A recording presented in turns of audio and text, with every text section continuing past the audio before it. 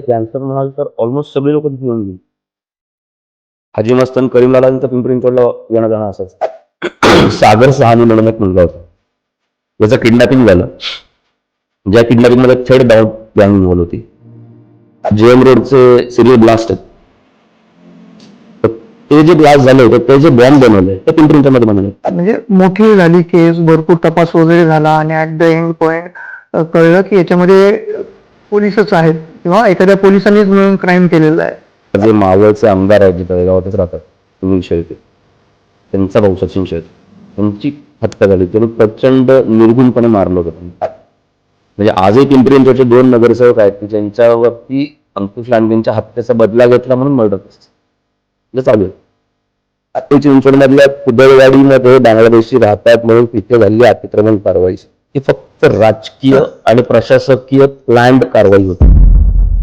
तुमच्या करिअरमध्ये अशी कुठली एक स्टोरी आहे जी तुम्ही म्हणजे आतापर्यंत तुम्ही आठवता की बेस्ट स्टोरी कव्हर केली तुम्ही क्राईम मधली?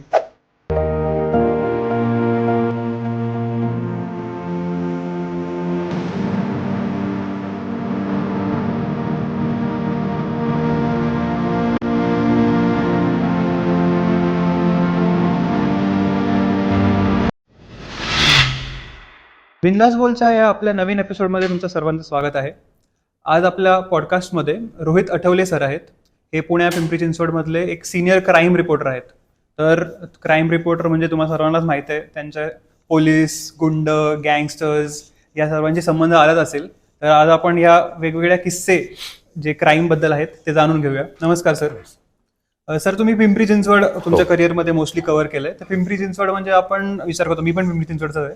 पिंपरी चिंचवडमध्ये आपण विचार करतो की इथे गाववाले खूप असतात.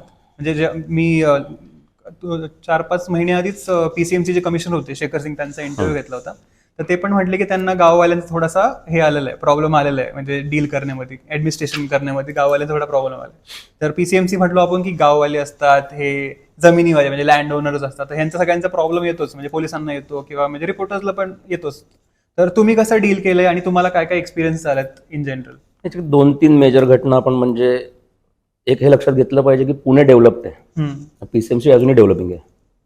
त्या डेव्हलपिंग असल्यामुळे लँड आणि लँडमुळे आलेले डिस्प्यूट, बरोबर, किंवा फक्त पिंपरी चिंचवड नाही तर त्याच्या आसपास म्हणजे मावळ आहे, चाकण आहे, इकडचं हिंजवडी तो परिसर आहे, मुळशी पर्यंतचा पट्टा सगळा. एक तर क्राईम अँगलनी म्हणलं तर म्हणजे जो पुणे बेंगलोर हायवे जो आहे, तर तो होण्यापूर्वीपर्यंत त्या जमिनींचे भाव आणि नंतर तो हायवे झाला, एक्सप्रेस हायवे झाला, म्हणजे ज्या लोकांकडे जमिनी खूप होत्या, म्हणजे आता आपण स्क्वेअर फूटमध्ये बघतो घरं, तर तिथे हेक्टरनी लोकांची घरं होती. अशी लोक आजही आहेत. त्यातले काही लोक कॉर्पोरेटर झाले, काही अजून खूप वेगवेगळ्या लेवलला गेले, पण त्यांच्या जमिनीचे भाव हे 1000 पटीने वाढले. त्यांच्या आईवडिलांनी किंवा पूर्वापार ज्या जमिनी राखल्या म्हणा किंवा काय, तर त्या एवढी किंमत आली की पिंपरी चिंचवडमधला एक नगरसेवक असा आहे की ज्यांनी सगळ्यात पहिल्यांदा 5.5 करोड रुपयाची हमर गाडी आणली. जुनी घटना आहे. आणि त्यांनी तो फोटो खूप व्हायरल झाला होता. त्या सोशल मीडिया एवढा नव्हता पण बऱ्यापैकी व्हायरल झाला होता. आणि तो का व्हायरल झाला, ती गाडी घेतली म्हणून नाही, तर त्यांनी त्याच्या घराच्या बाहेर बैल जोडी आणि त्याच्या बाजूलाही गाडी बांधली होती. ही घटना ऑल ओव्हर वर्ल्डमध्ये चर्चेला आली की बाबा म्हणजे कंपनीची लोक आली आणि ती गाडी आम्हाला परत द्या, इथपर्यंत ते गेलं होतं प्रकरण. आणि त्याच्यातनं काय होतं की एवढा पैसा, गाड्या, मग तो खर्च कुठे करायचा. आणि त्याच्यातनं बऱ्याच गोष्टी म्हणजे आज आपण जर बघितलं तर पुण्यात बऱ्याचशा घटना आपण म्हणजे पोर्शे ऍक्सिडेंट केस असेल की त्याच्यानंतर आताच रिसेंटली एक घटना घडली ज्यात 2 मुलं गेली, आपल्या जवळ झालेला ऍक्सिडेंट तो. तर ती दोन्ही मुलं पिंपरी चिंचवडची. अचानक पैसे आले, खर्च करायला पुण्यात येणं किंवा मुंबईला जाणं. आणि पिंपरी चिंचवड डेव्हलपिंग जसं आहे तसं त्याला बाकी इतरही अनेक कंगोरे आले. यापूर्वी दहशतवादी तिथे सापडलेले आहेत, संशयित म्हणू शकतो आपण त्यांना. नक्षलवादी काही लोक सापडलेत. म्हणजे 30 ते 35 वर्ष जो माणूस ऍब्स्कॉन्डर होता, गणपती नावाने त्याला, टोपण नावाने ओळखलं जायचं नक्षलवादच्या पूर्ण चळवळीमध्ये, तो वयाच्या 63व्या वर्षी तळेगावमध्ये सापडला. तळेगाव दाभाडे ऐतिहासिक वारसा आहे खूप मोठा तळेगावला. पण तिथे एका घरात तो राहत होता आणि आसपासच्या लोकांना कळवाय कोणीतरी वृद्ध माणूस आहे, कुठून तरी आलेला आहे, मुलं बाहेर परदेशात शिकतात, नोकरी करतात असं सांगितलं होतं. रोज सकाळी उठायचा, रेग्युलर काम, खालच्या मंदिरांमध्ये जाणं वगैरे सगळं.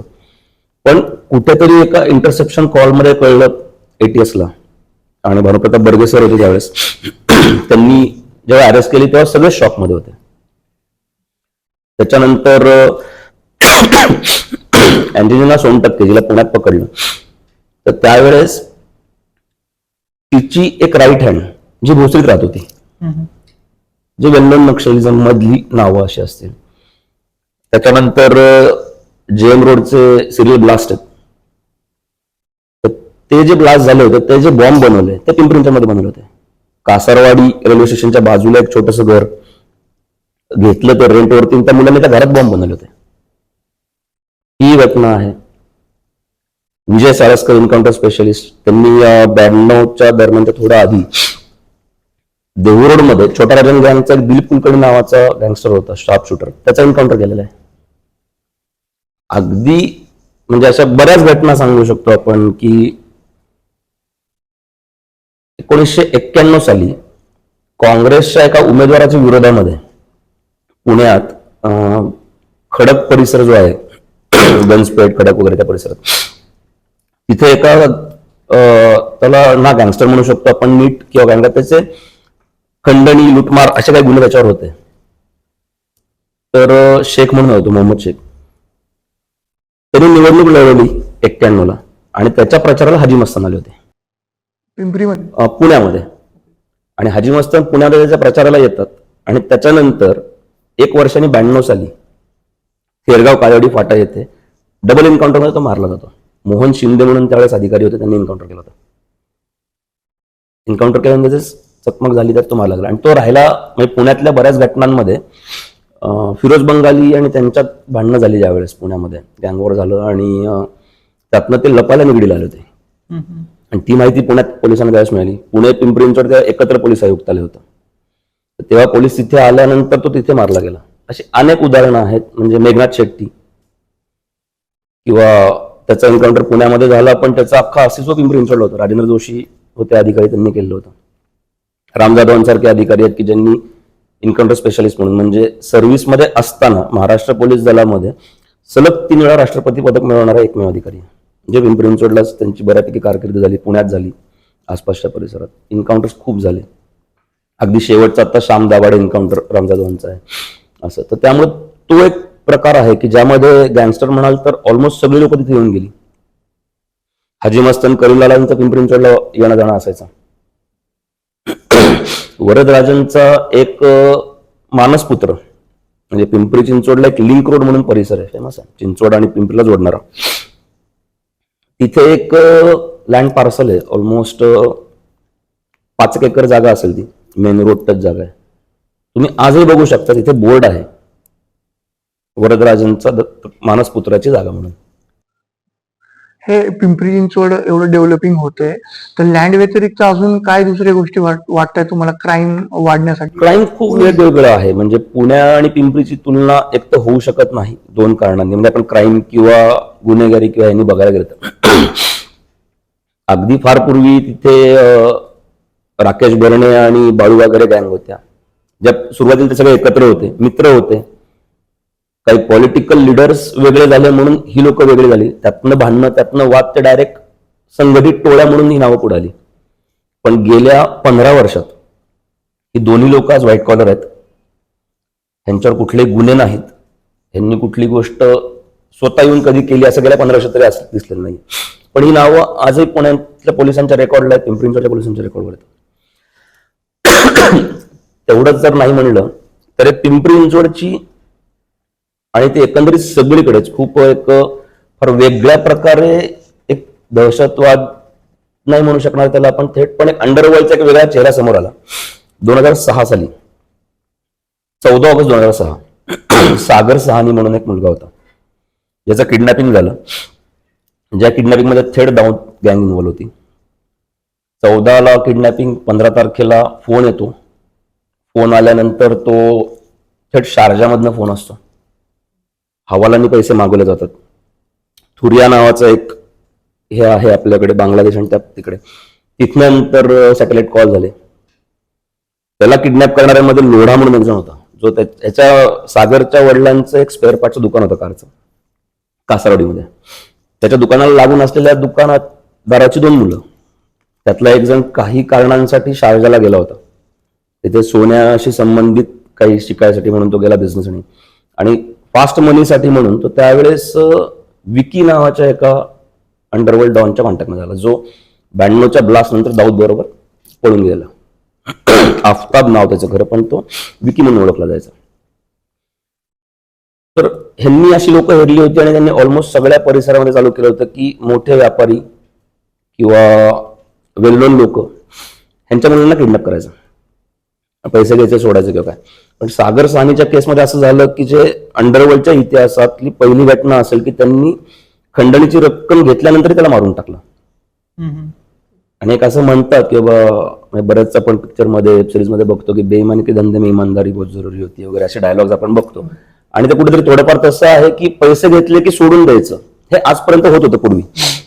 2006च्या केसमध्ये असं झालं की सागरला नेल्यानंतर वलसाड आणि त्या साईडला त्याची बॉडी सापडली एक 8 दिवसानंतर. काय कारणामुळे असं त्यांनी केलं? पैसेच हवे होते त्यांना. फक्त झालं असं होतं की त्यांना घेऊन जाणारच होता तो. म्हणजे 14 ऑगस्ट 2006ला तो कासारवाडीवरनं निघाला आणि आकुर्डी खंडोबा म्हणून एक परिसर आहे, तिथे एक कंपनी होती, आता बंद पडली, त्याला रिडेव्हलपमेंट सुरू आहे किंवा कन्स्ट्रक्शन सुरू आहे. तिथे त्याचेच 2 मित्र आणि कार ऍक्सेसरीजच्या शॉप ओनरचा मुलगा, त्यामुळे नको ते डिझाईन यांनी त्याच्या गाडीला पण केले होते. म्हणजे त्या गाडीला त्यांनी खालनं पूर्ण लाइटिंग केलं होतं. त्याची गाडी ओळखायची कशी, तर हा जेव्हा निघायचा तर त्याला त्यांनी खालनं लाईट लावले होते, जेणेकरून त्या रस्त्यावर लांबनं दिसायची ती गाडी त्याची सागरचीच आहे. आणि हे जे आरोपी होते ह्यांनी तिथे थांबले, त्याला लिफ्ट मागितली, गाडीत बसल्या बसल्या त्या गाडीला चाकू लावला आणि तिथून मग ते पुढे सोमाटणे फाट्याला गेले, तिथे त्याची गाडी सोडून दिली. एक सुमो त्यांनी चोरून आणली होती गुजरातकडची, तिथून त्याला गाडीत घातलं. मग गुजरात बॉर्डर तिकडे गेले. थोडं पुढे गेल्यानंतर एवढं प्रॉपर प्लॅनिंग होतं त्यावेळेस, म्हणजे त्यावेळेस इंटरसेप्शन एवढं आपल्याकडे तेवढं डेव्हलप नव्हतं यंत्रणांकडे. जे काय होतं ते सेंट्रल लेवलला होतं, म्हणजे आर्मीसाठी असेल किंवा ATS साठी असेल किंवा ह्या लेवलला होतं. सिटी लेवलला अजून तेवढं डेव्हलप होत नव्हतं. तर फोन आला पहिला. फोन आल्यानंतर 3 ते 4 वेळा कन्व्हर्सेशन झालेलं आहे. शेवटी पोलिसांनी त्याच्या वडिलांना असं समजावलं की एक काम करा, त्याला सांगा की आम्हाला सागर जिवंत आहे हे बघायचं, तर आम्हाला पहिले त्याच्याशी बोलणं करून दे. तपासाचं एक ते हे होतं की जेणेकरून तो कुठं आहे आणि तो खरंच आहे का नाही आणि काय त्या गोष्टी समजतील. त्याच्याशी बोलणं करून दिलं. ते बोलणं चालू असताना फोन कट झाला. एक वाक्य बोललं जातं फक्त, लवकर पैसे पाठवा, हे मला मारतील. 3 कोटी मागितलेले, हवाला आणि 50 लाख रुपये शारजाला गेले निगोसिएशन करत करत. दुसऱ्या वेळेस परत बोलायचं तर त्यांनी त्याचं सिम कार्ड काढलं आणि एका दुसऱ्या मोबाईलमध्ये घातलं. तो IMEI नंबर आला. राजेंद्र जोशी होते त्यावेळेस, संजय जाधव ACP होते, दैठणकर सर DCP, अशी बरीच मोठी टीम होती त्यावेळेस क्राईम ब्रांचची. 2006-08च्या दरम्यान. 2006. ओके. आणि त्याला नंतर मग तो ज्या फोनवरनं बोलतोय कळलं, तर तो फोन नंबर मिळाला राजस्थानमध्ये, अहमदाबाद त्या परिसरात. तिकडनं पुढे गेल्यानंतर राजस्थानचा नंबर पण अहमदाबादमध्ये आहे कळलं. अहमदाबादमध्ये टीम गेली, तिथून कळलं राजस्थान. तिथे गेल्यानंतर तो एक जो होता तो एक जनरल कॉन्ट्रॅक्टर होता, तो ह्यांच्यामध्ये सामील होता, पैसे मिळतील घ्यायला, पण तो हार्डकोर क्रिमिनल नव्हता. पकडल्यानंतर त्यांनी लगेच सांगितलं की याच्यामध्ये मोडा आणि बंधू जे आहेत त्यांनी केलेलं आहे. मग त्यांनी केलं म्हणल्यानंतर ती टीम लागत गेली. तोपर्यंत त्यातनं विकीचं नाव पुढे आलं. विकी कोण आहे कळलं तर विकीकडे हा डायरेक्ट गँगस्टर आहे जो दाऊद बरोबर पळून गेलेला आहे त्यावेळेस, आणि जो शारजामध्ये. त्याच्यानंतर सॅटेलाइट कॉल सुरू झाले. पैसे द्यायचे का नाही द्यायचे हेही चालू होतं, पण शेवटी मुलगा मिळाला पाहिजे आणि पैशासाठी मुलगा घालवू नको असं घरातलं प्रेशर त्या साहनी फॅमिलीचं होतं. शेवटी सागरचे वडील 50 लाख रुपये घेऊन मुंबईला गेले. एक स्पेसिफिक परिसर आहे मुंबईमध्ये, लिटरली असं लाईनशीर सराफची दुकान आहेत जी छोटी छोटी आहेत खूप. जवळी बाजार नाही, दुसरं मी जाणीवपूर्वक ते नाव यासाठी घेत नाही कारण आज तो परिसर फार चांगल्या नावाने ओळखला जातो. पण त्या पिरियडमध्ये तिथे फक्त हवाला चालायचा, जो भारत ते नेपाळ, भारत पाकिस्तान, भारत दुबई ह्यासाठीच तो एरिया ओळखला जात होता. तिथून ते पैसे दिले गेले. त्यावेळेस सुद्धा एक टीम देवरे गेले होते टीम मागणं की पण त्यांनी घरच्यांवरही लक्ष ठेवलं होतं की बाबा काय चाललंय आपल्याला हे कळलं पाहिजे. त्यांना वाटलं आरोपी तिथे येतील पैसे घ्यायला. आरोपी तिथे आले नाहीत आणि मग ते लक्षात आलं की हवालाने पैसे गेले. ते पैसे गेले, सगळं झालं. नंतर फोन्स कमी झाले, एक एक आरोपी निष्पन्न व्हायला लागले. मग आता यांनी ठरवलं की आता दुसरा ऑप्शन नाहीये. फक्त एक केलं की यांनी त्या लोकांचे इंटरनॅशनल लेवलला कनेक्ट करून आपल्या पोलिसांनी किंवा इंटरस्टेट कनेक्ट करून बऱ्याच गोष्टी शोधायला चालू केल्या. त्यातनं काही असंही लक्षात आलं की ह्या म्हणजे थेट दाऊदशी संबंधित भारतामध्ये अनेक गँग आहेत छोट्या छोट्या, ज्याशी किडनॅपिंग करतात. ह्या सागरच्या घटनेतनं 3 मुलांचे जीव वाचले. सागर नाही वाचला, पण 3 जीव वाचले, कारण ह्या तपासामध्ये इतर 3 एन्काउंटर ओपन झाले. जे एन्काउंटर झालेले आहेत तर त्या लोकांनी आता बदला म्हणून काय तर किडनॅपिंग सुरू केली आणि ते या लोकांच्या कॉन्टॅक्टमध्ये. ते वाचले गेले, पण त्यातनं असं कळलं की याच्यात विकीचं नाव पुढे आलं. विकी म्हणजे आफ्ताब. आणि मग थोडंसं डिस्टर्बिंग होतं कुणाला की बाबा थेट जेव्हा दुबईमधनं किंवा दाऊदशी संबंधित लोक पिंपरी चिंचवडच्या मुलाचं किडनॅपिंग करतात. मग यांनी ओपनली तपास सुरू केला. सागरचा एक फोटो आणि गुजरात, राजस्थान, अहमदाबाद तो परिसर समोर आल्यामुळे त्या भाषांमध्ये मेसेज, मोबाईल नंबर्स की हा सापडला तर सांगा वगैरे वगैरे. आणि ते घेऊन एक टीम गुजरातला गेली आणि तिकडे गेल्यानंतर ते प्रत्येक पोलीस स्टेशनला देत देत पुढे असं ठरलं होतं. गेल्या गेल्या पहिल्याच पोलीस स्टेशनला जेव्हा टीम गेली पुण्यातली, तर त्यांनी ते घेतलं वगैरे सगळं झालं आणि ते तिथून निघणार. तेवढ्यात एक ऑफिसर म्हणला अशाच वर्णाची एक बॉडी मिळाली, तुम्ही आमच्या डेट हाऊसला चला. मग कळलं सागरला गळा कापून मारलं होतं. वलसाड त्या तिथल्या जंगलामध्ये ती बॉडी फेकून दिली होती. थोडं अजून पुढे गेल्यानंतर तिथे मोबाईलही सापडला त्याचा. कालांतराने तपास करत करत यातले सगळे आरोपी अरेस्ट झाले, विकी सोडून. मोडा पण अडकला झाला. मोडा पण नंतर दुबईला, शारजाला पळून गेला होता. फेक पासपोर्टच्या बेसवर त्यांनी मुस्लिम नाव धारण करून पासपोर्ट बनवला आणि तो भारतात आला होता. कारण त्याच्या बायकोनी त्याच्या विरोधामध्ये त्यावेळेस हिंसाचाराची केस दाखल केली होती मोडाच्या. त्यामुळे त्याचे डिटेल्स एक्स्ट्रा पोलिसांकडे आले होते आणि त्यावेळेस तो पकडला गेला म्हणजे थंब इम्प्रेशनमुळे. म्हणजे थंब इम्प्रेशन मध्ये इमिग्रेशनला इंदिरा गांधी इंटरनॅशनल एअरपोर्टवरती जेव्हा तो आला, तर तो आल्यानंतर तिथल्या इमिग्रेशन ऑफिसरला डाऊट आला की ह्याची देहबोली, ह्याचं नाव आणि पासपोर्ट हे थोडं काहीतरी मॅच होत नाहीये. तर तेव्हा त्यांनी थंब इम्प्रेशन म्हणजे फिंगरप्रिंट इम्प्रेशन जेव्हा घेतले, तर त्याच्यात थंब हा इंटरपोलच्या ह्याच्यात सापडला की हा ह्या गँगशी आणि दाऊदशी संबंधित आहे. मग तेव्हा तर अरेस्ट झाली, सगळी लोक पकडली गेली. फक्त विकी सापडला नाही, कारण विकी दुबईला त्याच वेळेस निघून गेला होता, शारजाला आणि सगळं. कालांतराने बराच शोध घेण्याचाही प्रयत्न केला वेगळ्या लेवलला. तो भारतात आलाय का, येतोय का, की त्याच्या बाकीची इतर पाळमुळं आहेत का, ती काही सापडली नाहीत. आणि असं सांगतात की विकी आता मे बी मारला गेलाय किंवा मेलाय. कारण ही जेव्हा घटना घडली, हे जे आरोपी होते सगळे ते ऑलमोस्ट 50, 55, 60 वर्षाचे होते. पण ही जी केस होती सागर सानी, ह्या केसने अख्खं पिंपरी चिंचवड हादरलं होतं. आणि दिवसा ढवळ्या एका व्यापाऱ्याचा मुलगा अशा पद्धतीने जातो आणि त्याचं थेट कनेक्शन दाऊदशी संबंधित तिथे येतं. ती एक घटना आहे की जी पिंपरी चिंचवड म्हणजे ज्या घटना पुण्याशी संबंधित आहेत का, तर आहेत. पुण्यात असे काही घटना घडलेल्या आहेत पूर्वीच्या की ज्याच्यामध्ये जर आपण बघितलं, जसं मी आता केलं की 1983 साली सगळ्यात पहिले एन्काउंटर झाले पुण्यामध्ये. कोणाचं होतं ते? त्याचं नाव सांगतो मी, नाव लक्षात नाही, पण पोलिसांचं ते एन्काउंटर म्हणजे लाठी काठीने मारला गेलाय तो आणि त्यात तो मेलाय. ते पहिलं एन्काउंटर आहे पुण्यातलं पहिलं एन्काउंटर ते. आणि त्याच्यानंतर आता शेवटचं श्याम दाभाडेचं, जे राम जाधवन त्याच्यात झालं. श्याम दाभाडे हा प्रचंड क्रिकेट होता. म्हणजे सतीश शेट्टी मर्डर केस जी आहे, एक्सप्रेस हायवे आणि या सगळ्याची माहिती काढणारा, त्याच्यातनं बऱ्याच गोष्टी त्यावेळेस पुढे आल्या, त्यात त्याचं नाव पुढे आलं. पण सतीश शेट्टी केस फार संपून गेली, कारण त्यावेळेस पुणे ग्रामीण पोलिसांनी बोगस आरोपी आणले, ते समजलं. त्यात पोलिसांचीच एन्क्वायरी सीबीआयकडनं झाली. अगदी म्हणजे मला आठवतं त्यावेळेस मी सकाळला असताना ती एक बातमी केली होती की त्या सीबीआयच्या तपासात हे निष्पन्न झालं होतं की जे घटनास्थळी ब्लड सॅम्पल कलेक्ट केलं जातं तपासात, तर ते जे ब्लड होतं ते ह्युमन ब्लडच नव्हतं. अरे बापरे. कारण का त्याचा जो डीएनए आहे तो ह्युमन ब्लडशी मॅचच होत नव्हता कुठल्या. म्हणजे ना ते ब्लड सतीशचं होतं, ना ते ब्लड जे आरोपींनी आतापर्यंत पकडलं त्याचं होतं. श्याम दाभाडेचं एकूण काय काय काय बॅकग्राऊंड आणि श्याम दाभाडेचं असं आहे की श्याम दाभाडे सगळ्यात पहिल्यांदा त्या प्रकरणात पुढे आला सतीश शेट्टीच्या. त्याच्या आधी किरकोळ माऱ्या, तळेगाव MIDC आणि जे आपण हे म्हणलं की जर आपण बघायला गेलं की पिंपरी चिंचवडमध्ये MIDC भरपूर आहे. त्यामुळे MIDC मधले टेंडर्स, माथाडी किंवा तळेगाव MIDC, चाकण MIDC, पिंपरी चिंचवडची MIDC, हिंजवडी IT पार्क मधल्या कंपन्यांमधले टेंडर्स, ह्यातनं बरेचसे वाद होते. आणि तळेगावमध्ये नगराध्यक्षाचा खून झाला होता. म्हणजे आत्ता जे मावळचे आमदार आहेत, जे तळेगावातच राहतात, सुनील शेळके, त्यांचा भाऊ सचिन शेळके, यांची हत्या झाली होती आणि प्रचंड निर्घुणपणे मारलं होतं त्यांना. नगरपालिका ते त्यांच्या घराच्या रस्त्यावर जाताना तिथे झालं होतं. ते श्याम दाभाड्यांनी केलं होतं. आणि ते मारल्यानंतर श्याम हातात कोयता घेऊन रस्त्याने चालत गेला होता. कुठेही पळापळी नाही, काही नाही, काही नाही.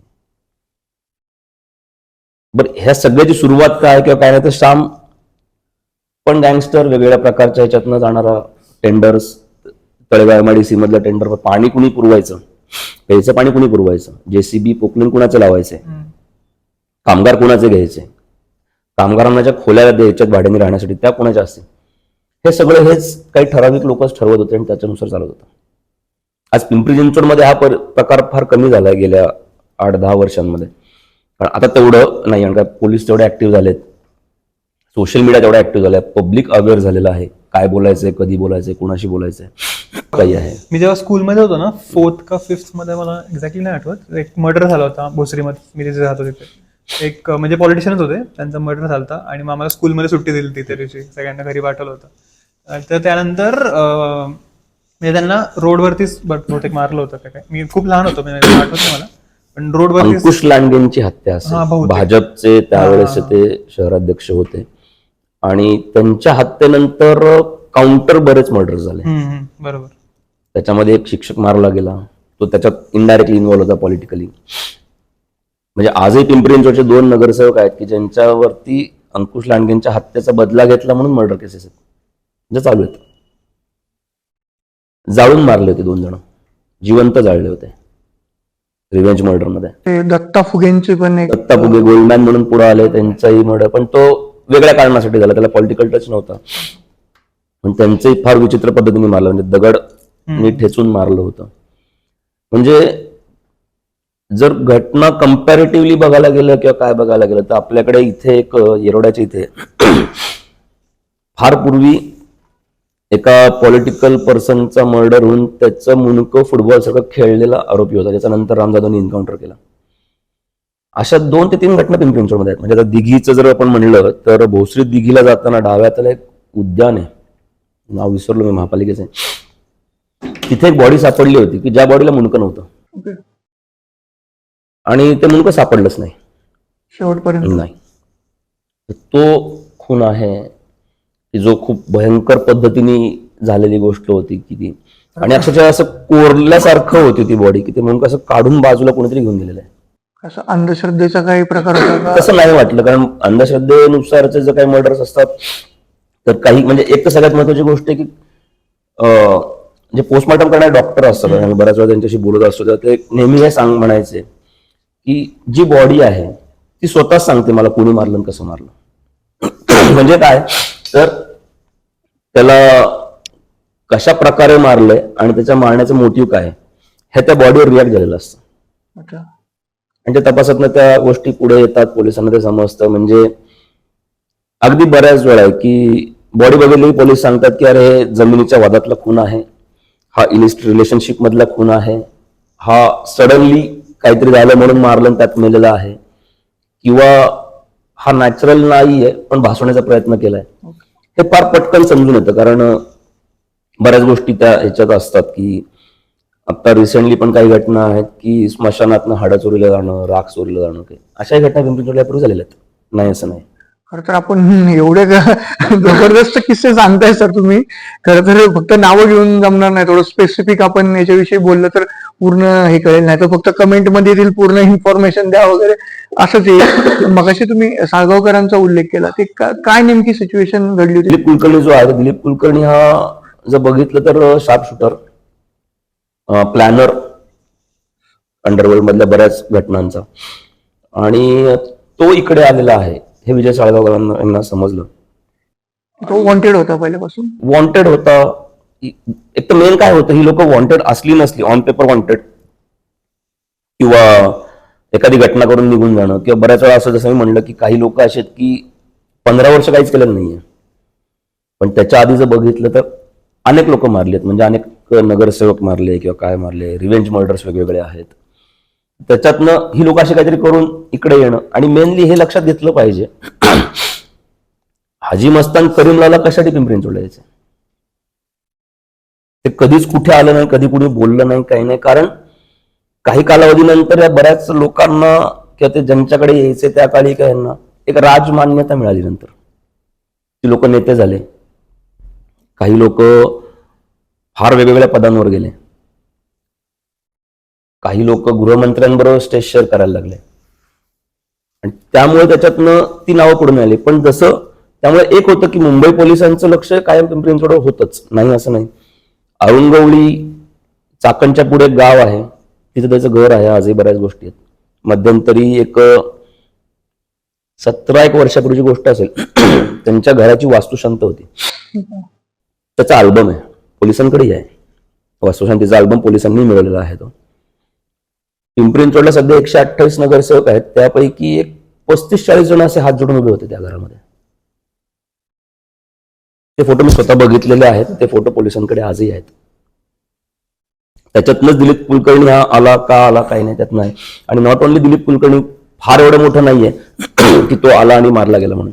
पण पिंपरी चिंचवडला बघितलं तर वेगवेगळे लोक की ज्यांचं खूप मोठी यादी येते, की आपण जर एक एक जण नावं घेत बसलो तर काळेवाडी फाटा थेरगावचा डबल एन्काउंटर जो खूपच चर्चेला एन्काउंटर, की त्यावेळेस म्हणजे आता आपल्याकडच्या वेगवेगळ्या विंग आहेत पोलिसांच्या, पिंपरी चिंचवडला अशी कुठलीच पोलिसांची शाखा नाही असं नाहीये. आणि पोलीस म्हणजे फक्त लोकल पोलीस नाही, सिटी, स्टेट, सेंट्रलच्या जेवढ्या तपास यंत्रणा आहेत, जेवढ्या गुप्तचर यंत्रणा आहेत, ह्या सगळ्यांच्या ऑफिसेस आज पिंपरी चिंचवडला. तर अशा काही दुर्दैवी घटना पण आहेत पिंपरी चिंचवडच्या की ज्याचा तपास अजून नाही झाला. त्यातली एक घटना आता खूप लक्षात आहे. 7 वर्षाची मुलगी होती, गिरणी जी असते पिठाची, ते खाली जे पीठ सांडतं तर ते विकलं जात नाही. म्हणजे आज जर आपण बघायला गेलो तर सलून व्यवसाय, गिरणी व्यवसाय, 2 कम्युनिटी आहेत. एक आपली भारतातली मराठी कम्युनिटीचे हे व्यवसाय करणारी, आणि भारतातलेच पण अदर स्टेट मधनं लोक आलेली आणि करणारे. तर जे भारतातले मराठी कम्युनिटी व्यवसाय करणारे जे लोक आहेत, जे केस विकत नाहीत आणि खाली सांडलेलं पीठही विकत नाहीत, ओके, ते गोळा करायचं आणि जो मागायला त्याला देऊन टाकायचा.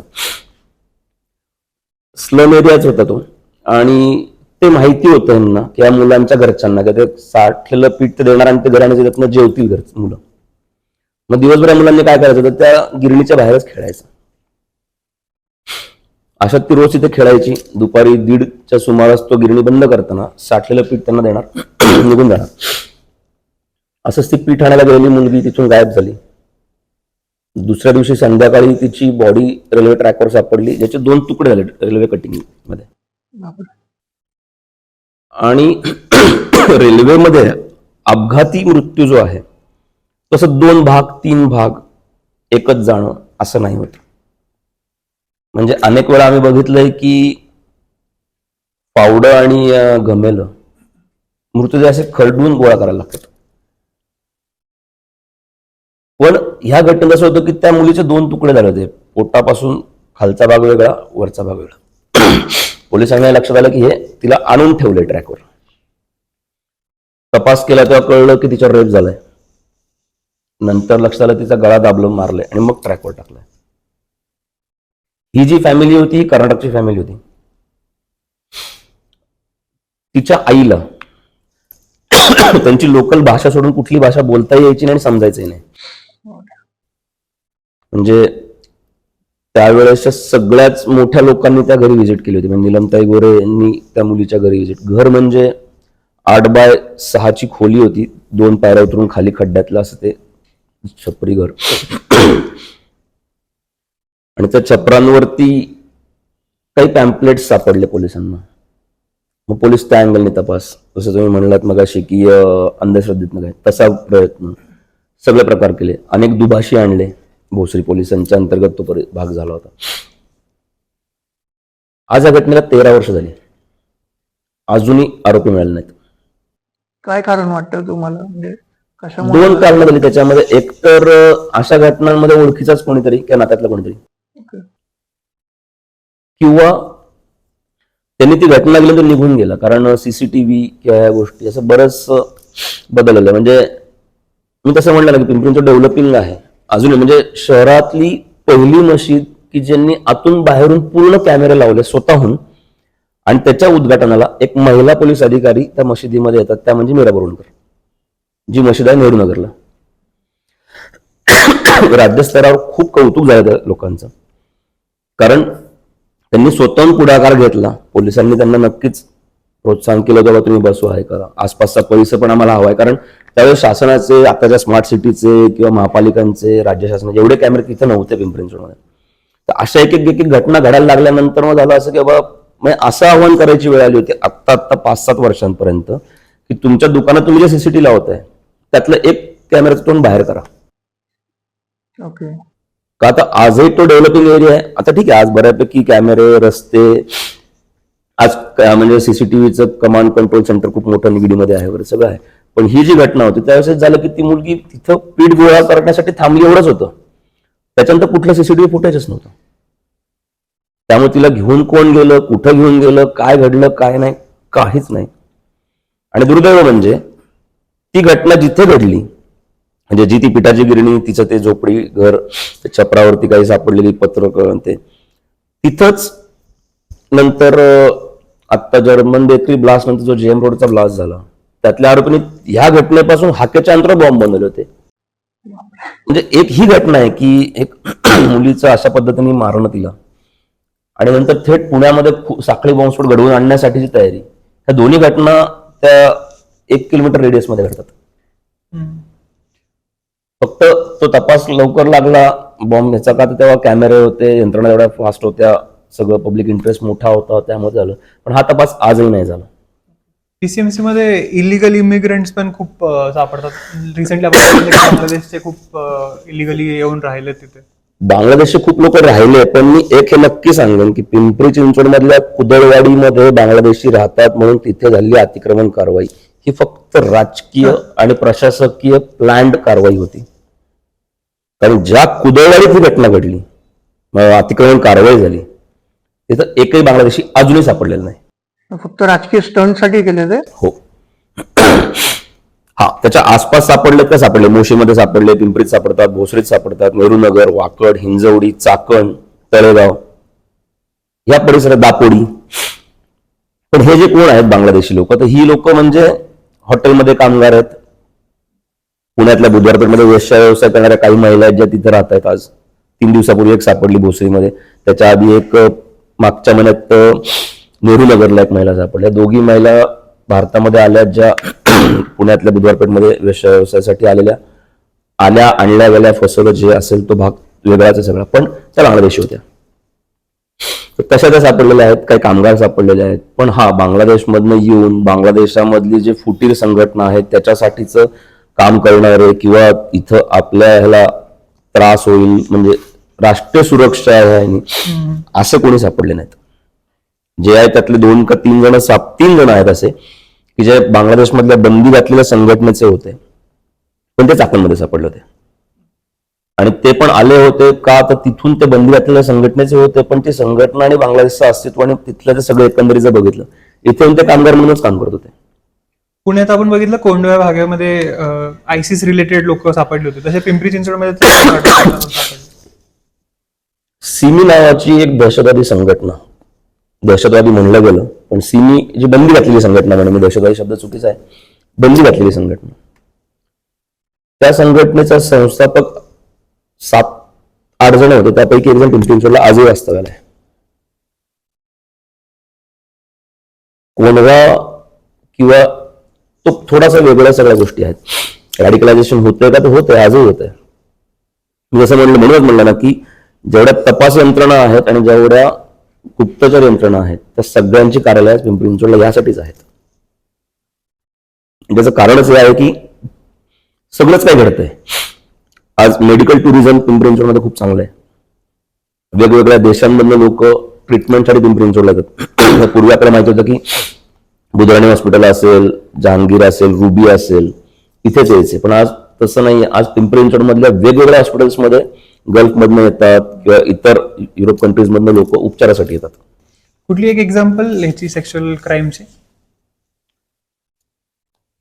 तळेगाव एमआयडीसी रोडवरची एक घटना आहे की एक दुकान किरकोळ म्हणजे बेसिक नीड्स डेली नीड्सचे टपरी टाईप दुकान होतं. त्या लेडीचं एज जिचा मर्डर झाला ते एज होतं 32-35. तिचा नवरा जो होता तो ऑलमोस्ट 55+. आणि ज्यांनी मर्डर केला म्हणजे ज्याचं रिलेशन आलं होतं 21.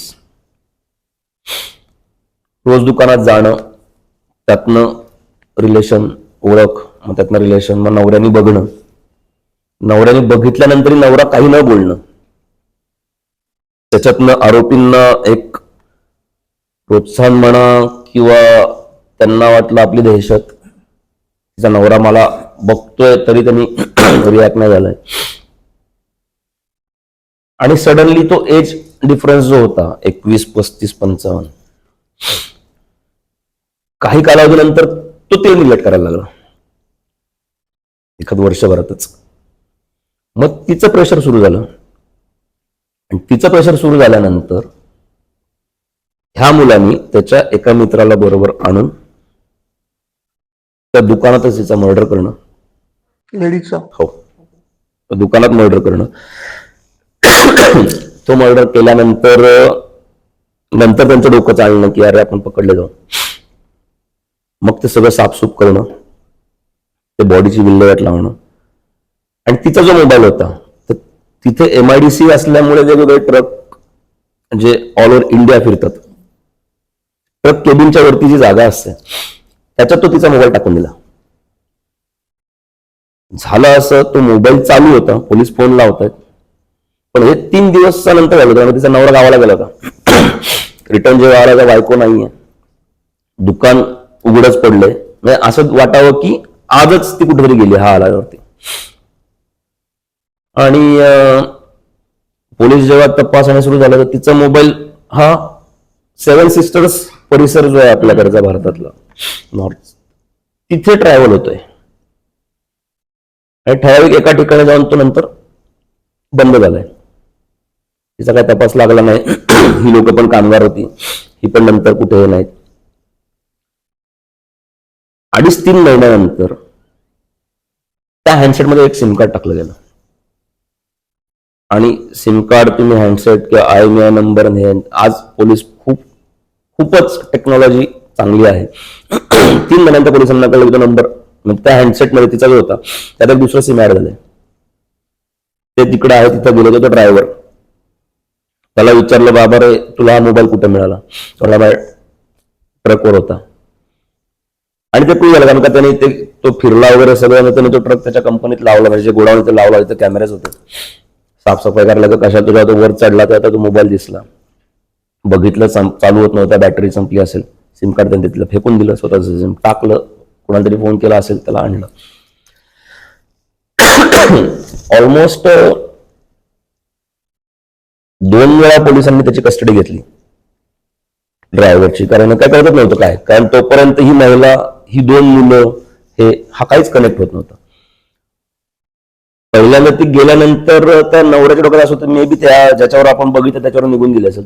आणि दुर्दैव असं की त्यांनी ते पोलिसांना त्यावेळेस सांगितलं नव्हतं.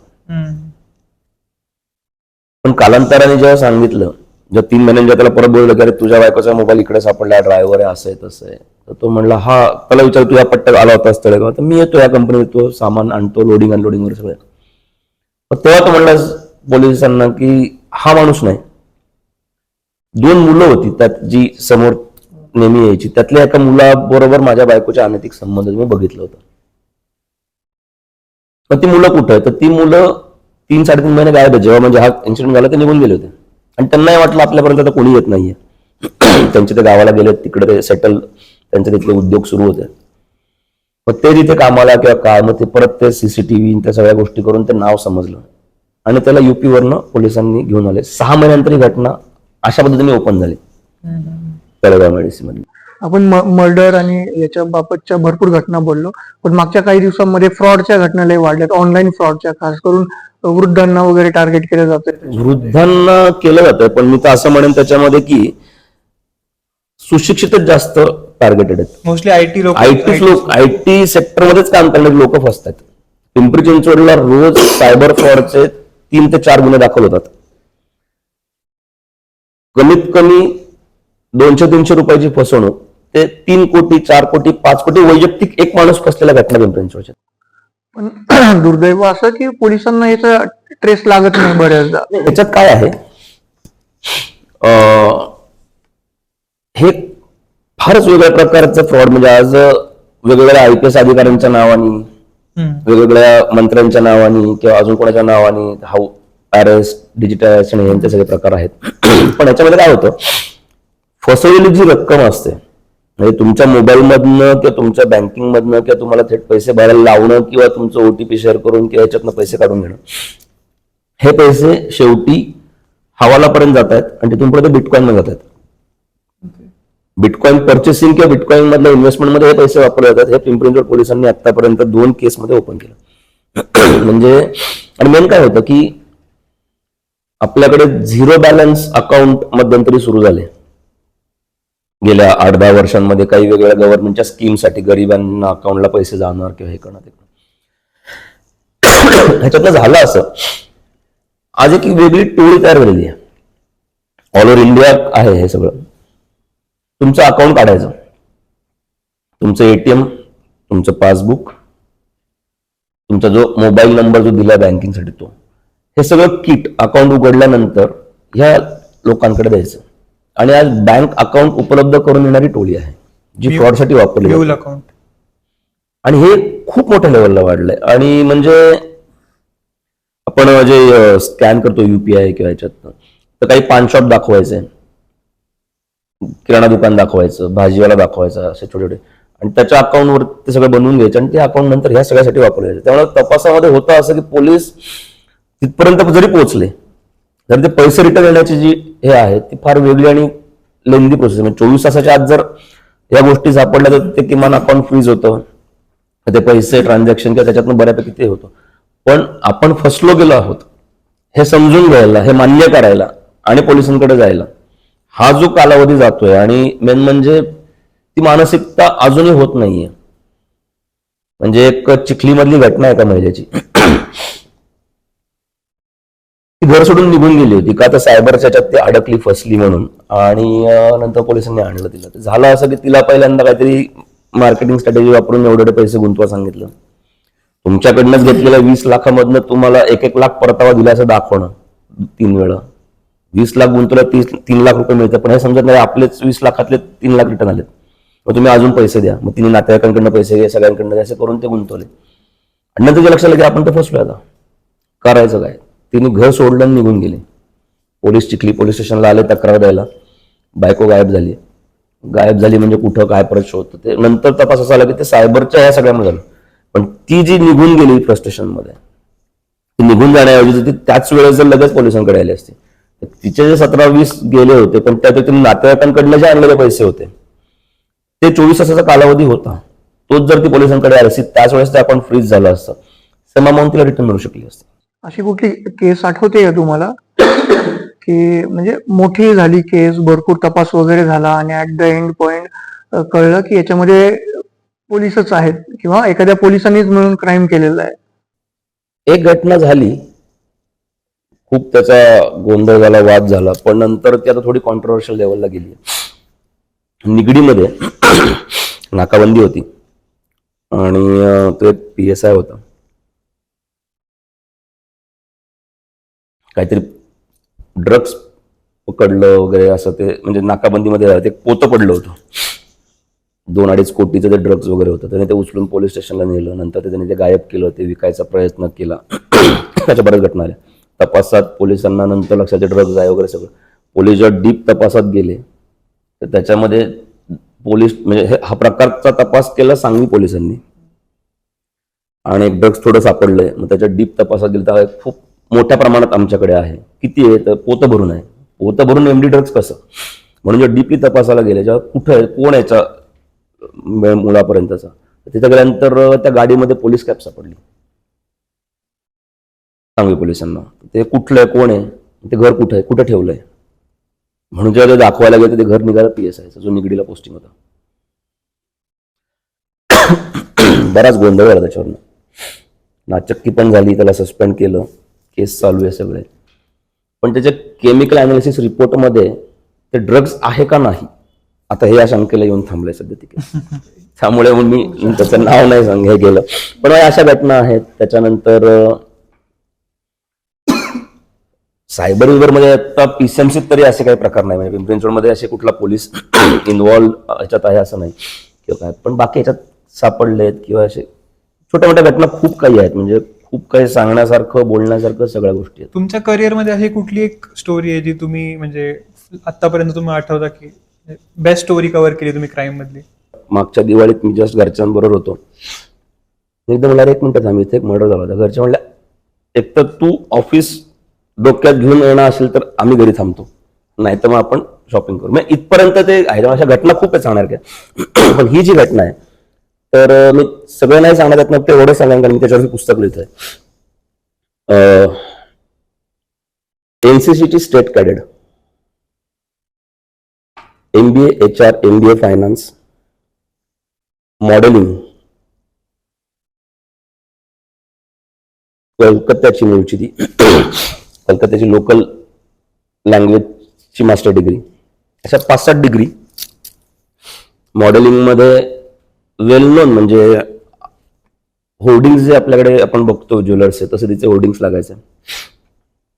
त्यानंतर ती कलकत्त्याच्या एअरपोर्टला ग्राउंड स्टाफ म्हणून जॉईन झाली. नंतर ग्राउंड स्टाफ इन्चार्ज पर्यंत प्रमोशन होत गेले. एका बरं हे सगळं तिकडे होत असेल, तिचा डिवोर्स आणि त्या गोष्टी एक साईड होत्या. मुलगा होता तिला, मुलगा तिने दुसरीकडे ठेवला होता. तिथल्या एका ऑफिसरच्या कॉन्टॅक्टमध्ये आली, रिलेशन आले, डिस्प्यूट झाले. डिस्प्यूट झाल्यानंतर एवढं सगळं शिक्षण असणारी, एवढी सुंदरता असणारी, एवढं सगळं असणारी मुलगी थेट पुण्यामध्ये 3,000 मध्ये स्वतःला विकायला आली, बाणेर हाय स्ट्रीटला. मिररमध्ये होतो आम्ही तेव्हा एक स्टोरी मला माझ्या सिनियरनी सांगितली की आपल्याला अशी स्टोरी हवी आहे की जे त्यांना पीडित म्हणू नका, असं जे सुप्रीम कोर्टाचं आलंय की त्यांना जर पीडित म्हणलं तर त्यांना त्रास देऊ नका. तर आपल्याला अशा मुलींशी बोलून बातमी करायची. टेबल स्टोरीज खूप होतात, चर्चा खूप होतात, वाचलेलंच कादंबऱ्यांमधलंच किंवा सिनियर्सच्या बातम्यांमध्येच ऍड करून लिखाणार ते खूप असतं, खूप लिहितात. मी बाकीच्या जणांना माझ्या मी पण बऱ्याच वेळा अभ्यासासाठी लोकांचे आपण बातम्या आणि सगळ्या गोष्टी आपण रेफरन्सेस म्हणून बघत असतो. पण तेव्हा मला सांगितलं गेलं की नाही, तू फोनवर नाही, प्रत्यक्ष भेटून स्टोरी करायची. कारण जसं आता आपण म्हणलं की जर नाव नाही तर फक्त ते इन्फॉर्मेटिव्ह होईल. पर्सनली भेट आणि तुझा तिचा फोटो आपल्याला छापायचा आहे. म्हणलं कुठली मुलगी तयारीला छापायला? म्हणलं आपण मागण्या छापू, असं तो फोटो छापून आला मिररमध्ये. तर मी म्हणलं ठीक आहे, अशी मुलगी शोधतो. पोलिसांना म्हणलं मला अशी स्टोरी करायची. म्हणलं कुठं आमच्या मागे? म्हणलं तुमच्या मागे यातनं काय लागत नाही, तुमचे जे काही लोक माहीत, बरं पोलिसांना माहित नाही असं काहीच नाही, असं मला तरी वाटतं 20 वर्षाच्या माझ्या क्राईम रिपोर्टिंगमध्ये. हा, दहशतवाद नक्षलवाद सोडलं तरी बाकीच्या सगळ्या घटना सगळ्यांना माहिती असतात काय चाललंय आपल्या हद्दीमध्ये. मग मला कळलं की बाणेर हाय स्ट्रीटला असे काही एजंट आहेत. मग त्यातनं मला नंबर मिळाले, तिथं गेलो, भेटलो. तिथं गेल्यानंतर भेटल्यानंतर मी त्याला म्हणलं मला अशी मुलगी पाहिजे जिच्याशी मला पर्सनली बोलून हे लिहायचं. तो म्हणला अशा बोलणाऱ्यांचं प्रमाण 5-7% आहे, कारण ह्या मुली आल्यानंतर 15-20 दिवस एका एजंटकडे असतात, तिथून त्या दुसरीकडे नंतर गायब. म्हणलं मला हिला असं कोणतरी सांग एखादी की जिला थोडंफार बोलायची तयारी. त्याचा मला एक 8 दिवसांनी फोन आला, कारण त्यांनी त्या मुलीला इंग्लिशमध्ये कोणाशी तरी बोलताना बघितलं. मग तो म्हणला मी तिच्याशी बोललोय, एक मीडिया पर्सन आहे, भेटायचं आहे वगैरे वगैरे. ते म्हणले ठीक आहे भेटूयात. मी तिला भेटलो. ती एवढी बोलली आहे की मी बऱ्याच गोष्टी रेकॉर्ड, तिला म्हणलं मी रेकॉर्ड करून मला लिहायचंय वगैरे वगैरे सगळं. ठीक आहे. तिची सुरुवात ह्या व्यवसायामध्ये येणारी 2 लाख रुपये एका रात्रीसाठीचे ते डायरेक्ट 3,000 रुपये पुण्यामध्ये. आणि हा स्पॅम होता अवघ्या 1.5 वर्षाचा, 1 ते 1.5 वर्षाचा. एवढं शिक्षण, एवढं सगळं असणारी मुलगी पुण्यामध्ये ह्या व्यवसायासाठी काय येते? त्याच्यानंतर ती मुलगी त्या ऑफिसरच्या विरोधामध्ये पोलीस तक्रार करते आणि ती मुलगी गायब होते. ह्याच्यावर मी लिहितोय आता. तर ही जी घटना आहे की जी म्हणजे अशा असंख्य घटना घडल्या की ज्या रिकॉल होतील किंवा आपण सांगू शकू, बोलू, पण ही घटना अशी खूप बसली आहे कारण मी तिचा जो लाईफ स्पॅन बघितला, एवढं चढ उतार असे जर होतात. म्हणजे मी जेव्हा तिला विचारलं, बाई तू 5-7 डिग्री तुझ्याकडे, तुझं इंग्लिश चांगलं आहे, हिंदी चांगलं आहे, तुझं बंगाली चांगलं आहे, कुठे जॉब मिळाले असते? तेव्हा तिने जे काही तिच्या लाईफ बद्दल किंवा तिच्या डोक्यात तिच्या आयुष्याचा असलेला कॅनव्हास जो तिने रंगवला होता, तो निरुत्तर होतो. मी एक रिपोर्टर म्हणून ती अशी बोलताना निरुत्तर होतो. कारण ती म्हणली की तुम्ही जॉब किती देणार, सॅलरी किती देणार, त्यातनं लाईफस्टाईल काय जगणार, माझ्या मुलाचं काय, हे काय, ते काय, आणि मी आता कुठल्या लेवलला करते, आणि गव्हर्नमेंट, सुप्रीम कोर्ट जे काय सांगतंय ते, म्हणजे आज असं बोलणं किंवा असं लिहिणं म्हणजे कंटेम्प्ट होऊ शकतो कोर्टाचा. अशा गोष्टी ती त्यावेळेस बोलत होती. त्यातल्या काही गोष्टी आम्हाला अशा वाटल्या की नाही यार, एक पब्लिक म्हणून किंवा या व्यवसायात अशा वाईट परिस्थितीतनं यावं लागणारी मुलगी आहे, तर ती जे म्हणते ते कुठेतरी खरं आहे.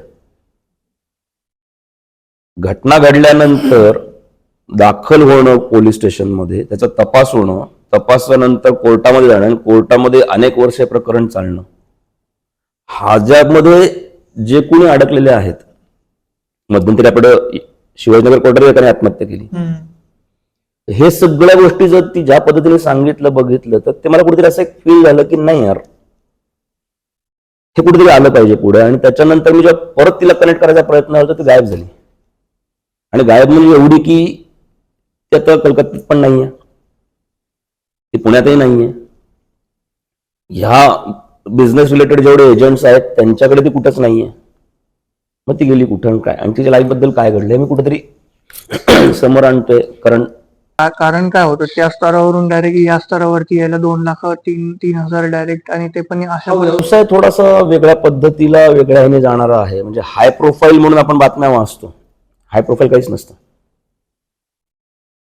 हाय प्रोफाईल मध्ये काय तर मग ते असं म्हणतात की अभिनेत्रीला पकडलं या व्यवसायामध्ये. ती अभिनेत्री म्हणजे ती को-स्टार असते कोणीतरी, किंवा कुठेतरी दुसऱ्या भाषांमध्ये, चित्रपटांमध्ये, मालिकांमध्ये काम केली अशी एखादी, पण ही फार रेअर केस असते. आपल्याकडे कोरेगाव पार्कमध्ये झालेली सगळ्यात मोठी कारवाई बर्गे सरांची, त्याच्यानंतर असल्या कारवाया नाही झाल्या. पिंपरी चिंचवडला एक झाली ज्याच्यामध्ये हिंजवडी का वाकड त्या साईडला 4 एक वर्षापूर्वी एक कारवाई झाली, ती पण अशीच एक मॉडेल होती वगैरे. पण ते हाय प्रोफाईल म्हणून जे आणलं जातं समाजासमोर किंवा सांगितलं जातं आपल्याला, ते तसं नसतं. ते अगदी बुधवार पासून ते अशा वेगवेगळ्या राज्यांमधनं का मुली पुण्यामध्ये येत आहेत, पुण्यातल्या मुली पुण्यात व्यवसाय करतायत, पुण्यातल्या मुली बाहेर राज्यात जात आहेत. फक्त हिचं का, तर ही हाय प्रोफाईल की ह्याच्यात का बसली, तर ती मॉडेलिंग करत होती, एवढी शिकलेली होती. फर्स्ट टाइम तिला पाठवलं गेलं जयपूरला, जेव्हा 2 लाख रुपये दिले गेले. एक खूप मोठा ड्रेस डिझायनर, म्हणजे माझ्याकडे तिचं ऑडिओ रेकॉर्डिंग आजही आहे की एका बॉलिवूडच्या कपलचं जे लग्न झालं 6-7 वर्षापूर्वी, त्याचा ड्रेस डिझाईन ज्या व्यक्तीने केला त्यांनीच तिला 2 लाखासाठी देऊन बोलवलं होतं. त्याच्यानंतर 2दा-3दा या सगळ्या गोष्टी होत गेल्या. मग ते होत नाहीये, मग काहीतरी पाहिजे, मग एवढे पैसे तर मिळत नाहीयेत, मग एवढ्या पैशामध्ये तयार असेल तर जा, असं करत करत. आणि हे जे 3,000 रुपये ते एका व्यक्तीबरोबर एका वेळेचे. ह्या महिला पुण्यामध्ये आल्यानंतर दिवसाला किमान 4, शनिवार रविवार हा बिझनेस खूप पीक पिरियडला असतो, ते 10 ते 12 पुरुषांबरोबर संबंध ठेवावे लागतात. म्हणजे दिवसाचे 10-12 हजार रुपये, ते कधी कधी 30,000 रुपये असं यांना मिळतात, जे मंथली 1.5-2 लाखामध्ये जातं. आणि एकंदरीत ते कसं चालतंय, काय आहे काय, हे खूपच एक वेगळं विश्व आहे. आणि दुर्दैवाने गोष्ट अशी आहे की ह्या व्यवसायाशी कनेक्ट नाहीये किंवा त्यांचे कस्टमर नाहीये असं कुठलं प्रोफेशन नाहीये. बरोबर. आपण व्यवसायाचा बद्दल बोलतोय तर तुम्हाला माहिती असेल की भोसरी, दिघी, चरोली या एरियामध्ये रात्रीचे खूप हे चालू असतं. म्हणजे की आपण बोलतो पोलीस स्टेशनच्या बाहेरच, म्हणजे त्या एरियामध्येच खूप जण उभे असतात. तर याच्यावरती रिपोर्टिंग नाही झाली कधी, पण रिसेंटली एक तिथला चरोलीच्या मधला एक महापालिका निवडणुका आल्यात त्यामुळे एका कार्यकर्त्यांनी ते बरंच हे केलं मारलं होतं. वगैरे, हाकलून घातलं. नाही, त्यांना साडी नारळ वगैरे देऊन त्यांचा हा. सत्कार वगैरे, तुम्ही खूप चांगलं काम करताय असं. हे अशा पद्धतीने करण्यापेक्षा मी असं म्हणेन, तुला नगरसेवक व्हायचं आहे ना, तू त्या महिलांना रोजगार दे ना काहीतरी. पण त्या इथल्या स्थानिक नसतात ना, त्या दुसरीकडे असेल कुठेतरी. आसपास आहेत, फार लांबच्या नाही आहेत त्या, काही कुठल्या दुसऱ्या राज्यात आलेल्या नाहीयेत. ठीक आहे, त्या म्हणजे दिघी भोसरीतल्या नसतील, पण मावळातल्या असतील, खेड चाकणच्या आणि परिसरातल्या खूप असतील. वेळा ते महिला पण नसतील. हा, ते होतं, ट्रान्सजेंडर्स असतात हे खरं. पण तेच ना, पण जसं मी म्हणलं की आपल्याकडे इंडिपेंडंट लेवलला हा व्यवसाय करणं गुन्हा नाही.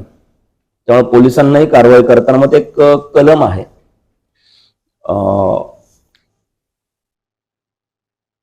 सार्वजनिक ठिकाणी उभं राहून अश्लील हावभाव करणं आणि सभ्यतेचा भंग करणं वगैरे असली काही शब्दरचना असलेली कलम आहे ती. त्याच्यानुसार कारवाई होते. पण ती कारवाई म्हणजे काय, त्या महिलांना आणायचं, पोलीस स्टेशनला ते पेपरवर्क करायचे, कोर्टात जायचं, 500 रुपये दंड, सोडून द्यायचं. ऑर्गनाइज मध्ये जर सापडल्या तर पीटा ऍक्ट मध्ये त्यांना घेऊन गेल्यानंतर त्यांची मेडिकल टेस्ट वगैरे करणं आणि त्यांना सुधारगृहात ठेवणं. आणि सुधारगृहात या महिलांना जर बाहेर पडायचंय तर मग त्यांचे ब्लड रिलेशन असलेले नातेवाईक लागतात, त्यांनीच येऊन त्यांना घेऊन जायचं. एवढंच काय ते ह्याच्या भोवती आहे. हा, पण हे आहे की रस्त्यावर थांबणं, त्याच्यामुळे सामान्य महिलांना पण त्याच पद्धतीने छेडछाड होणं किंवा बघणं किंवा त्यातनं त्रास होणं, ह्याही घटना समोर येतात. फक्त एक होतं की तेवढा एक परिसर नाहीये. केएसबी चौक म्हणून एक आपल्याकडे टेलकोडचा आहे, तिथे ट्रान्सजेंडर्स असतात. निगडीमध्ये एक परिसर आहे, तिथे आहे, हे वेगवेगळे परिसर आहेत सगळे. पण होतं काय की तेच की पोलिसांना कारवाई करताना त्यांना आणणं, त्यांच्यावर या प्रकारची कारवाई करणं सोडून देणं. आज आपण सिग्नलला ट्रान्सजेंडर्स बघतो. आत्ताच इथं मी येताना एका सिग्नलला बघितलं की ट्रॅफिक पोलीस सांगतोय की तुम्ही ज्या गाड्या थांबवता ती रांग मागेपर्यंत चालली आहे, तुम्ही एका साईडला थांबा. 8-10 ट्रान्सजेंडरने त्या ट्रॅफिक पोलिसला घेरलं होतं, तो काहीच करू शकला नाही. वॉकी टॉकीवर कॉल करून पोलीस स्टेशनचा स्टाफ मध्ये तिला बोलवून घेणं, याच्या पलीकडे काहीच करू शकत नाही. त्यामुळे ही पण एक बाजू आहे. पण त्याच्यात एक आहे की जसं पुण्यामध्ये बुधवारपेठ एक ठराविक परिसर जो इतिहासापासून एवढ्या वर्षातली जागा आहे की जिथे अशा काही गोष्टी घडतात, आपल्याला माहिती आहे, बघत आलोय आपण, तसं पिंपरी चिंचवडमध्ये अशी कुठली स्पेसिफिक जागा नाही. ती जागा करावी असं मी म्हणत नाही, पण ह्या घटना होत आहेत, दिसत आहेत, घडतायत, ह्याच्यावर कारवाई करायला कुठेतरी मॉरल पोलिसिंग गरजेचं आहे. पण होतं असं, मॉरल पोलिसिंग मध्ये बऱ्याच गोष्टी येतात. लॉ चेकिंगला पोलीस गेले की तुमचा काय संबंध, असंही परत विचारलं जाते. वेगवेगळे सगळे आहे. त्यामुळे ऍक्च्युली ह्या बाबतीत वाईस वर्षा असं आहे की कारवाई करावी तरी पोलीस बदनाम आहेत आणि कारवाई नाही करावी तरी पोलीस बदनाम आहेत. रस्त्यावर थांबणाऱ्या लोकांचं स्पेसिफिक दिघीतल्या घटनेबद्दल म्हणेन, कारण त्या घटनेबाबत तर मी वैयक्तिक असं म्हणेन की त्यांनी त्याची प्रसिद्धी करून घेतली. ते तर आहे. कारण तुला जर हे करायचं होतं, त्यांना शाल, साडी, नारळ, चल तुला ते पण एक गांधीगिरी आंदोलन म्हणलाय त्या व्हिडिओमध्ये, तो हरकत नाही, पण तू त्याचा व्हिडिओ काढून तो मीडियाला पाठवणं आणि तो सोशल मीडियावर टाकणं, हे तरी किमान करायला नको होतं. कारण त्यातनं त्या महिलांचे चेहरेच दिसले डायरेक्ट. आजही या व्यवसायात काम करणाऱ्या दुर्दैवी महिलांपैकी 70% महिलांच्या घरी माहित नसतं की ही महिला काय करते. त्यामुळे ही पण एक बाजू आहे त्या सगळ्याची. आता मगाशी पोलिसांचा उल्लेख आला, तर क्राईम रिपोर्टर म्हणलं की पोलिसांशी कनेक्ट आलाच, कारण कुठनं कशी बातमी मिळवायची, कोणाशी संपर्क काढून, तेवढे तुमचे तितके भक्कम संबंध असणारच पोलिसांशी. तर बऱ्याचदा एक क्युरियोसिटी राहते की सर्वसामान्यांना मध्ये चर्चा असते की बाबा पोलीस हप्ते घेतात सगळ्या बाबतीतले. तर तुम्हाला कुठले कुठले सोर्सेस असे तुम्ही आता सांगू शकता की पोलीस या या या या या या या ठिकाणावर हफ्ते घेतात? एक इंडिव्हिज्युअल म्हणजे एक कॉमन गोष्टी म्हणलं आपण तर बार, हॉटेल्स या गोष्टी सगळ्यांना माहिती आहे. याच्या व्यतिरिक्त सोर्स ऑफ इन्कम काय जाणवतो तुम्हाला पोलिसांचा? एक तुम्ही असं म्हणेन की हे सरसकट सगळ्यांना लागू नाही होत. हम्म.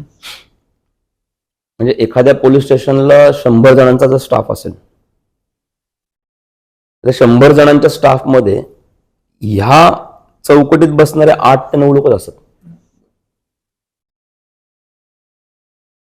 आणि म्हणजे आपल्या महाराष्ट्रातली first IPS lady Borwankar madam,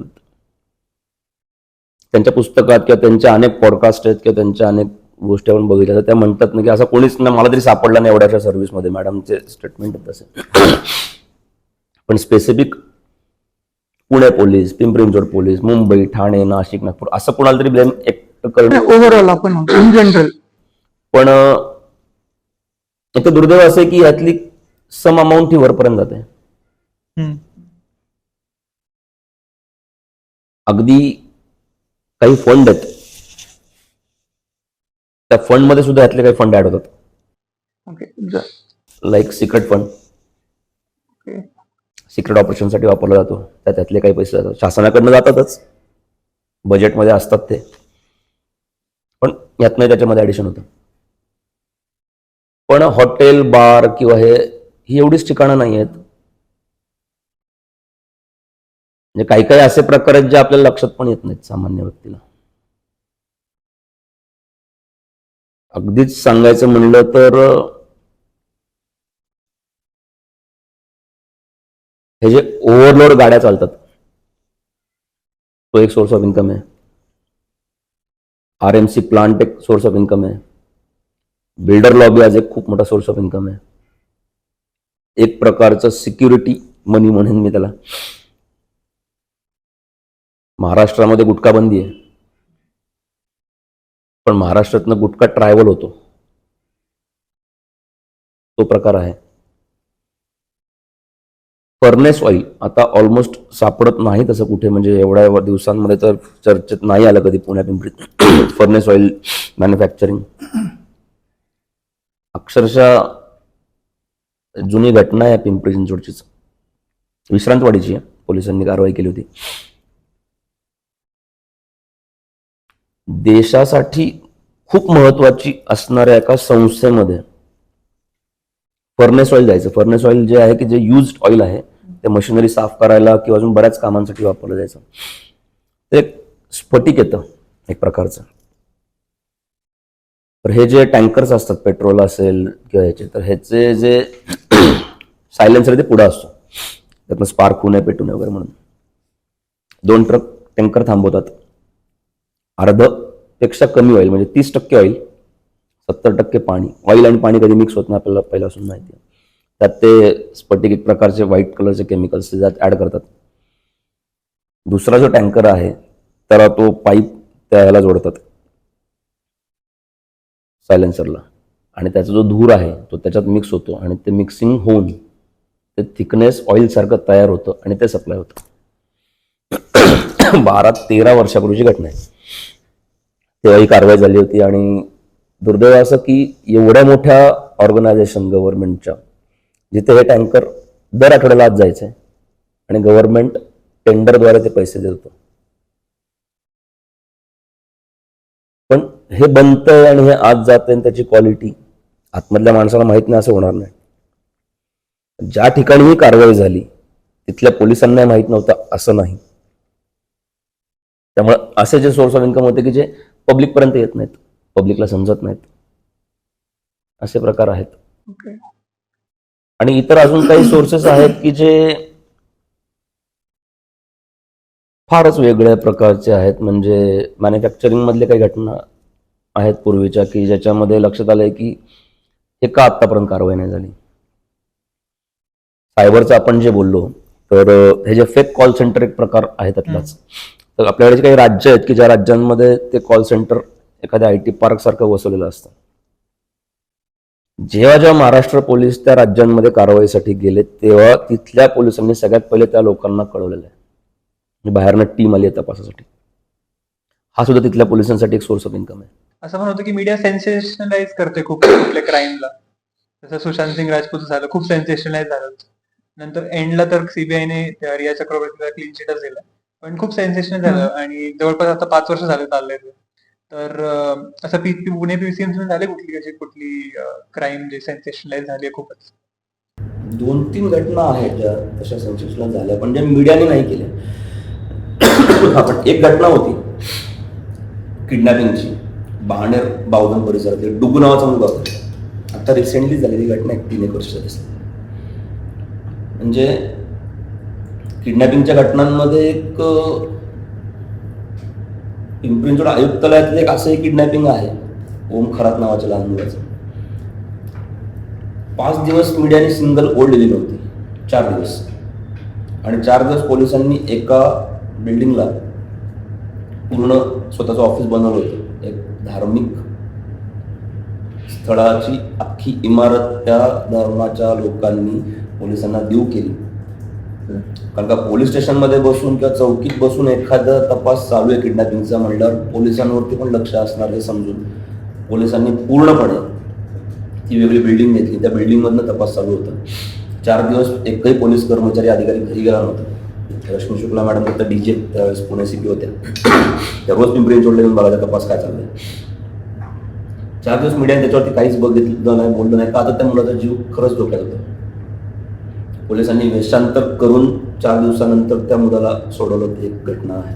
तर त्या ओम खरातच्या केसच्या वेळेस तेव्हा म्हणजे मीडियाने खरंच खूप शांतता, संयम आणि मॅच्युरिटी दाखवली होती. त्याच्या नंतरची केस आहे जी एक जैन नावाची मुलगी, ज्याच्यामध्ये पोलिसांनी ॲक्च्युअल रेस्क्यू केलं.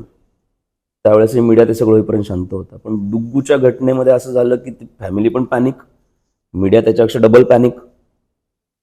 रोज पोलिसांचा तपास कुठपर्यंत आलाय, पोलीस काय करतायत, त्याच्या घरापाशी कुठला अधिकारी आलाय, ज्या गोष्टी दाखवल्या नाही पाहिजेत, ज्या गोष्टी सोशल मीडियावर नाही बोलल्या पाहिजेत, त्या सगळ्या गोष्टी बोलल्या गेल्या. त्या मुलाचं नशीब फक्त चांगलं आणि तो सुखरूप मिळाला. कारण 4-5 दिवस मीडियाने एवढ्या विचित्र पद्धतीने त्या घटना, बातम्या, चर्चा झाल्या होत्या ज्यातनं तो वाचला नसता. ही एक घटना आहे जी सेन्सेशनल किंवा याच्यामधलं आहे. तर त्या व्यतिरिक्त अजून हिंजवडीतल्या काही घटना आहेत, IT पार्कमधले मर्डर्स, पण त्या सेन्सेशनल मीडियाने केल्या नाही तर त्या होत्याच तशा घटना. इंटिमिडेशन, धमकी वगैरे की हे कव्हर करू नको, नाही करू नका म्हणून नाही आले, केल्यानंतर त्रास झालेल्या काही घटना आहेत वेगवेगळ्या. म्हणजे काही पॉलिटिकल लिडर्स कडनं फार वेगळ्या प्रकारे, म्हणजे ऑफिसवर मोर्चा, त्याच्यानंतर केस होती नेमकी काय? नेमकं महापालिका इलेक्शन आहे आता समोर. महापालिका इलेक्शनच्याच दरम्यानची घटना आहे. नाव नाही सांगत आज, थेट कारण त्याचा दोष नव्हता त्याच्यामध्ये, पण तेव्हा काही घडलेल्या घटना वेगळ्या होत्या. शाळेचा रिझल्ट लागला होता आणि ती काहीतरी 4थी पर्यंतची शाळा होती वाटतं, काहीतरी 4थी नाही सॉरी 6वी पर्यंत शाळा होती. 7वी 8वी 9वी का 7वी पर्यंत शाळा, 8वी 9वी असं ते त्यांच्याच दुसऱ्या कोल्हाप शाळेत जायचे. ते तो रिझल्ट होता आणि त्या रिझल्टला ज्या मुली पासआउट झाल्या त्या आल्या आणि त्यांनी सगळ्या पालकांना गोळा केलं आणि त्या रडायला लागल्या. काय झालं तर म्हणले, आम्ही जेव्हा आता वरच्या वर्गात गेलो तेव्हा आम्हाला गुड टच बॅड टच जेव्हा शिकवतात तेव्हा आम्हाला कळलं की आमच्या शाळेतला प्रिन्सिपल आमच्यावर हे रोज करतोय, तर तुम्ही तुमच्या मुलींना इथून बाहेर काढा. अख्खा पालक वर्ग रिझल्टसाठी आला होता. अख्खा पालक वर्ग तुटून पडला, अख्खी शाळा फोडली, त्या प्रिन्सिपलला मारलं. तो पळत समोरच्या पोलीस चौकीमध्ये गेला, पोलीस चौकी फोडली पालकांनी.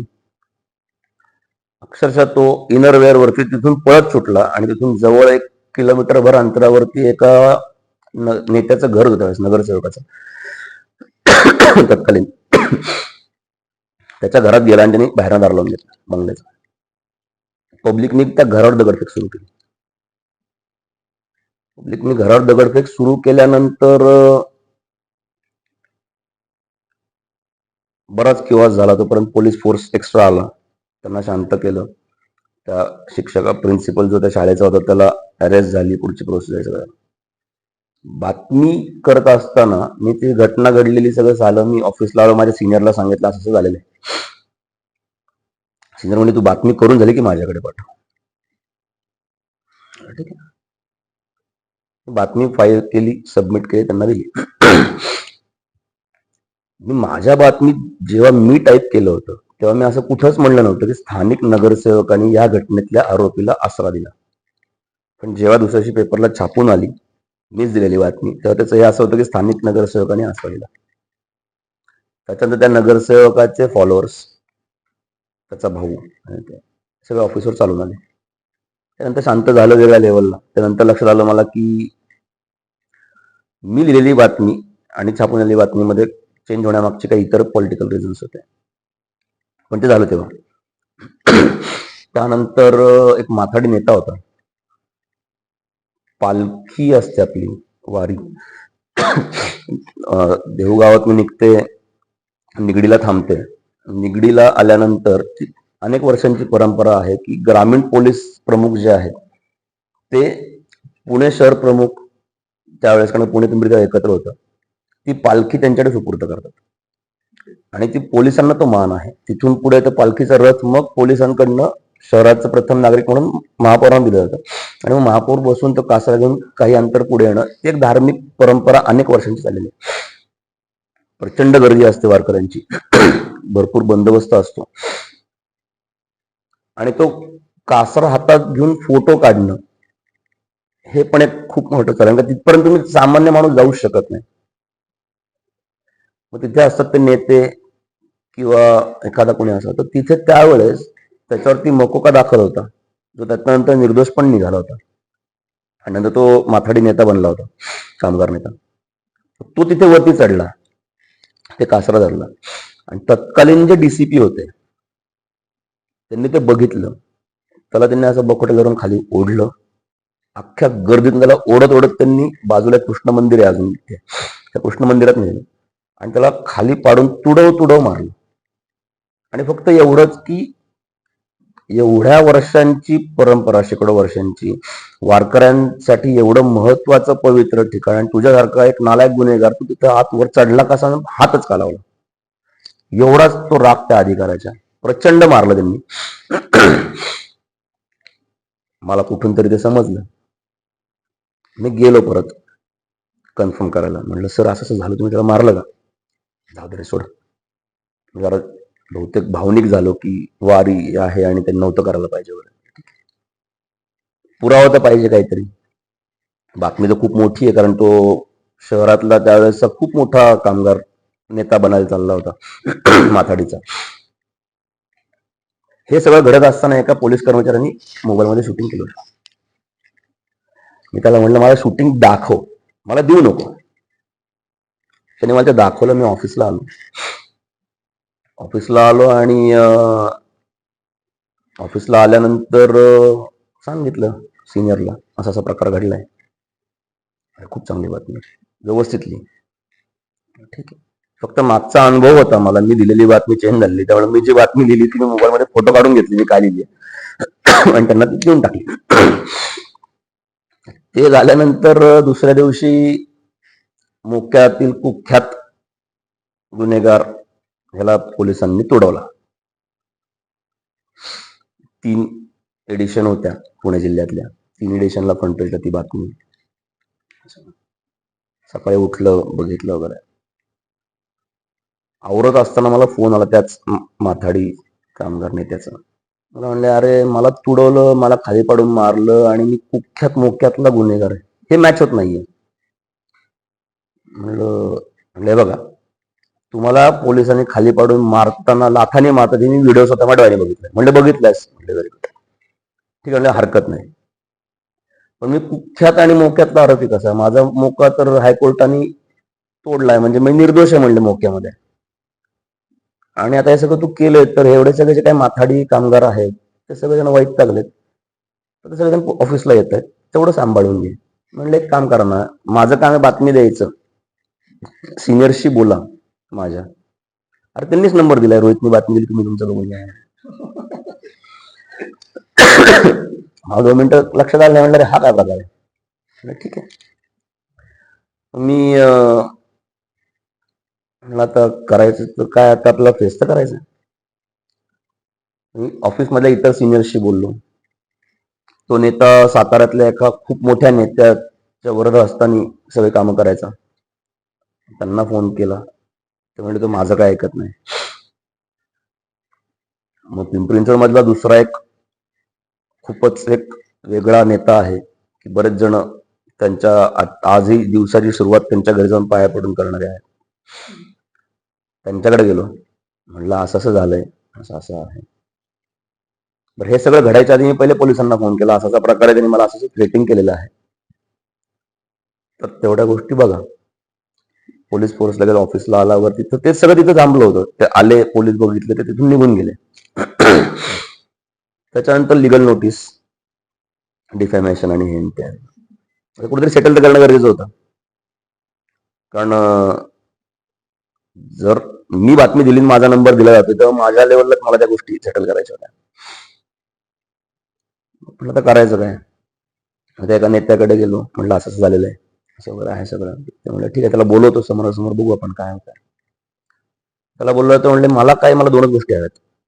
एक तर माझा मोका माझ्यावर नाहीये, हायकोर्टाने मला निर्दोष केले, तो खुलासा व्हावा. आणि दुसरी गोष्ट, मला त्या अधिकाऱ्यांनी मारलंय ना, त्याचा फोटो काही व्हिडिओ पाहिजे, मी त्याचं करिअर संपवणार आहे.